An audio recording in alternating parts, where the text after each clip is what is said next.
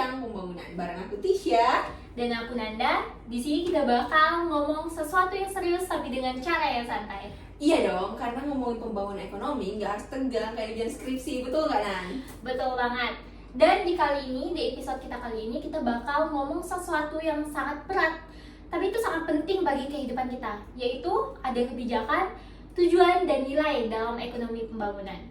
Nan, kamu pernah mikir nggak sih, kenapa sih setiap kebijakan pembangunan itu hasilnya bisa beda-beda? Atau kamu pernah mikir nggak, kenapa yang kaya makin kaya, yang miskin makin miskin? Ternyata itu ada hubungannya dengan nilai dari kebijakan ekonomi loh, yang akan kita bahas di podcast kali ini. Oke teman-teman semuanya, di bagian pertama ini kita akan membahas mengenai pembangunan itu nggak pernah netral. Kenapa? Pembangunan ekonomi bukan sekedar soal nambah angka di PDB atau cuma sekedar membangun kota ini makin modern. Yes, betul banget. Karena di setiap kebijakan pasti ada efek ke kelompok-kelompok tertentu. Pasti ada yang diuntungkan, namun ada juga yang tersisihkan. Ya nggak? Contohnya berarti kayak pemerintah buat bendungan ataupun industri yang besar-besaran, tapi secara ekonomi mungkin terlihat keren ya teman-teman semuanya, karena bisa nambah peluang pekerjaan, terus nambah investasi. Tapi di sisi lainnya, secara sosial kita melihat bahwa masyarakat setempat kehilangan lahannya karena tergusur oleh proyek-proyek tersebut. Betul banget Nan. Atau contohnya nih seperti fokus ke bidang industri. Emang industrinya tumbuh pesat, namun lingkungannya jadi rusak, sungai tercemar, atau udara kotor. Nah dari situ kita bisa lihat bahwa pembangunan itu nggak pernah netral.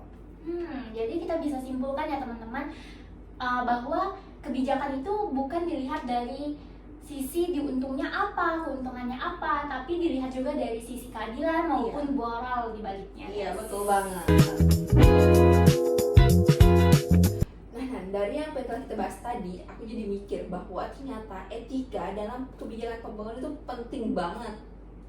Betul banget ya Tisya. Jadi etika itu sebagai kompas buat para pemerintah nih. Dia nentuin arah mana kebijakan yang kelihatan cuma bagus, tapi mana juga kebijakan yang benar-benar bagus buat masyarakat. Betul, misalnya nih kebijakan pajak. Emang bisa sih nambah pemasukan negara yang lebih banyak, tapi kalau itu memberatkan rakyat kecil, ya berarti belum adil dong. Betul kan? Jadi intinya etika ini bukan sebagai penghambat pembangunan, namun justru menjadikan pembangunan ini semakin manusiawi. Sumpah Nan, setuju banget. Karena ekonomi tanpa etika bikin pertumbuhan yang makin cepat, tapi ada juga orang-orang yang tertinggal di belakangnya. Seperti itu. Nah teman-teman, sebelumnya di bagian kedua kita udah membahas mengenai etika dalam pembangunan. Sekarang kita akan membahas mengenai manusiawi. Jadi Tisya, banyak orang berpikir bahwa para pembuat kebijakan itu hanya mikirin diri sendiri, uang, jabatan, dan kekuasaannya nih. Jadi menurut kamu benar nggak sih, Tis? Kalau menurut aku sendiri sih nggak selalu gitu ya. Nah, kebetulan banget nih, aku lagi baca sesuatu dan coba aku bacain ya, coba kamu telaah nih, apa sih maksud dari itu. Nah, ternyata menurut Amartya Sen, ekonom terkenal, manusia itu nggak cuma makhluk ekonomi, tapi juga makhluk moral Nan. Yang artinya ternyata pembuat kebijakan bisa aja peduli dengan keadilan dan kesejahteraan masyarakat, asal mereka punya pendidikan moral dan nilai yang kuat. Kalau menurut kamu gimana? Wah, ini menarik ya teman-teman semuanya. Jadi yang membedakan antar negara itu adalah pemimpinnya predator sama yang benar-benar peduli. Itu bukan cuman soal sistemnya ya, tapi soal karakter serta moral dalam pembuatan kebijakan tersebut. Nah, yang berarti investasi terbaik itu bukan cuma soal infrastruktur, tapi juga soal cara moral leadershipnya juga ya. Exactly, bener banget Nan. Karena di sanalah kebijakan ekonomi ditentukan. Wah, menarik banget ya guys. Oke teman-teman, di bagian keempat ini kita akan bahas nih soal ideal dan kekuasaan. Tapi jujur aja nih Nan, menurut aku dunia politik itu nggak sesederhana teori moral. Menurut kamu gimana? Ya kadang kebijakan yang ideal itu nggak bisa terus dilakuin karena bisa ngancam kekuasaan dari pihak tertentu di Indonesia. Kayak contohnya itu enggak sih kayak reformasi agraria, Ya, tahu betul. kan? Iya kan, kayak dimana secara moral emang udah bagus banget bantu petani kecil, tapi kalau hal itu malah membuat partai kehilangan dukungan, ya bakal jadi mandek, iya kan? Nah, betul banget. Itu yang disebut dengan kelayakan politik kalau tidak salah. Jadi, untuk bisa dijalankan juga harus butuh kompromi nih dengan realitas politiknya. Oh, paham. Tapi tetap kompromi bukan berarti kehilangan nilai dong. Justru disitulah tantangannya. Gimana sih cara tetap pegang prinsip tapi tetap realistis biar kebijakan tetap jalan. Benar banget guys. Nah guys, di bagian kelima podcast kita hari ini, kita akan membahas mengenai tujuan dari pembangunan. Coba Tisya bayangin kalau kamu misalnya jadi pembentuk kebijakan pembangunan, pasti banyak banget kan? Coba kamu bayangin aja. Oke, aku bayangin dulu nih. Sepertinya banyak sekali yang akan aku pertimbangkan, mulai dari pertumbuhan ekonomi, pengentasan kemiskinan, pemerataan, bahkan ke demokrasi sekalipun. Aku pasti pikirin banget. Ya tapi semuanya itu penting kan? Tapi seringkali bertabrakan. Ya, bener banget sih. Setuju. Misalnya nih, kita fokus di bidang industri, tapi lingkungan bisa aja rusak. Tapi kalau kita terlalu ketat di lingkungan, pertumbuhan bisa melambat, iya kan? Nah, makanya kebijakan itu harus tumbuh secara seimbang. Bukan kita pengen mikirnya cepat tumbuh, cepat jadinya secara instan, tapi juga bisa tumbuh dalam keadilan. Jadi teman-teman, di podcast kita di bagian kelima ini kita bahas mengenai tujuan dari kebijakan pembangunan tersebut.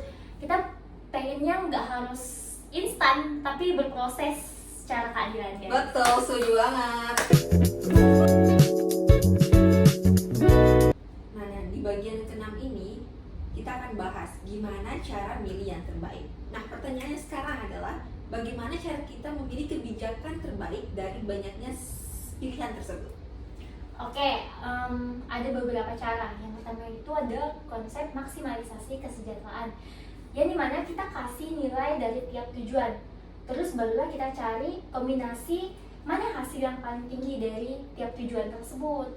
Oh, tapi di dunia nyata susah nggak sih mengukur kesejahteraan dengan menggunakan angka aja?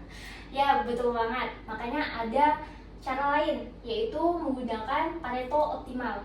Artinya kebijakan yang baik itu adalah bagaimana kita bisa ningkatin satu hal tanpa harus nurunin hal lain. Jadi kita ningkatkan sesuatu kebijakan yang baik tanpa harus nurunin kebijakan yang lainnya. Tapi jarang banget nggak sih ada kebijakan yang kayak gitu?